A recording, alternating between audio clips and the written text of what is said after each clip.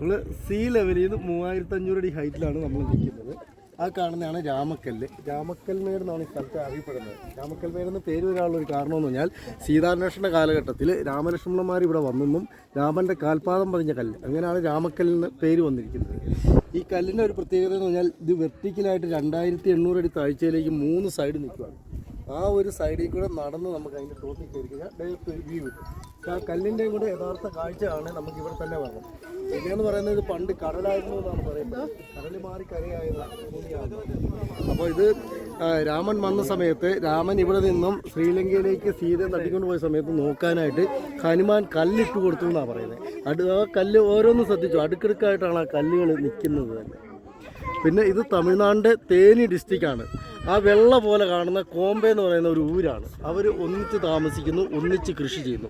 ആ കാണുന്ന ആ വെള്ള പോലത്തെ അവരുടെ വീടുകളും ബിസിനസ് സ്ഥാപനങ്ങളുമാണ്. ഇതെല്ലാം നമ്മുടെ നാട്ടിലെ വലിയ തെങ്ങുകളാണ്. 80 അടി 90 അടി ഹൈറ്റുള്ള തെങ്ങും തോപ്പുകളായി കാണുന്നത്. ഈ ഉരുണ്ടുരുണ്ട് കാണുന്ന പുളിമരങ്ങളാണ്. ചെറിയ പച്ചപ്പ് കാണുന്ന നിലക്കടല, വഴുതന, വെണ്ട, തക്കാളി, കോവീസ് അങ്ങനെയുള്ള കൃഷികളാണ്.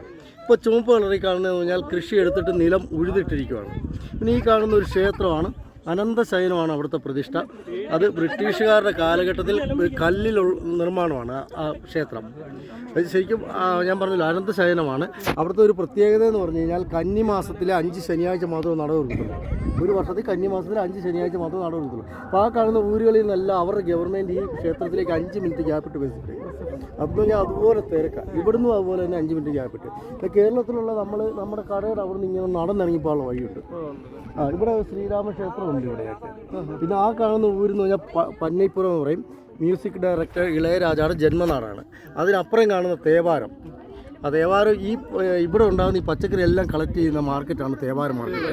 നമ്മുടെ നാട്ടിലേക്ക് വരുന്ന പച്ചക്കറികളെല്ലാം ഇതൊക്കെയാണ് ഇവിടുത്തെ കാഴ്ചകൾ. നമ്മൾ ഈ പോയിന്റിനെ രാമക്കൽമേൻ്റെ ഫ്ലൈറ്റ് വ്യൂ പോയിന്റ് എന്ന് പറയും. ഒരു ഫ്ലൈറ്റ് വന്ന് ലാൻഡ് ചെയ്യുമ്പോൾ കിട്ടുന്നൊരു വ്യൂ ആണ് നമുക്ക് ഇവിടെ നിന്ന് കിട്ടുന്നത്.